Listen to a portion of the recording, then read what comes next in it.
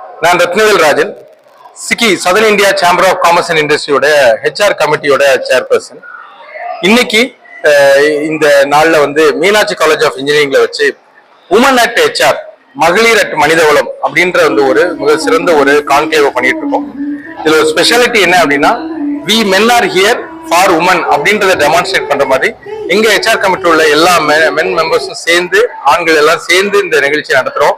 எங்களுடைய இன்னைக்கு வந்து ஒரு கிட்டத்தட்ட 350 மகளிர், இவங்க எல்லாருமே பாத்தீங்கன்னா மனிதவளத்துறையில பணிபுரியவங்க. அவங்க எல்லாத்தையும் ஒரு பிளாட்ஃபார்ம்ல கொண்டு வரணும்ன்ற நோக்கில் தான் இன்னைக்கு இது பண்ணிட்டு இருக்கோம்.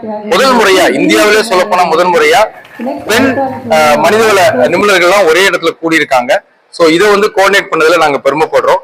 இன்னைக்கு வந்து பலதரப்பட்ட துறைகள் இருக்கிற பெண்களை இங்க கூட்டு வந்து அவங்க நடுவில் இங்க பேச வச்சிருக்கோம்.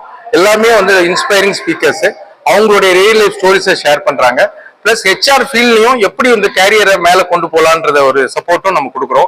பிளஸ் பாசிட்டிவிட்டி கார்னர்னு சொல்லி ஒன்று அரேஞ்ச் பண்ணி அதுலயும் வந்து அவங்களுக்கு வந்து கவுன்சிலிங் செஷன்ஸ் அரேஞ்ச் பண்ணியிருக்கோம். அது மாதிரி இது வந்து ஒரு வெறும் நிகழ்ச்சியா மட்டும் இல்லாம ஒரு மாநாடு மற்றும் ஒரு கலை விழா நடந்துட்டு இருக்கு.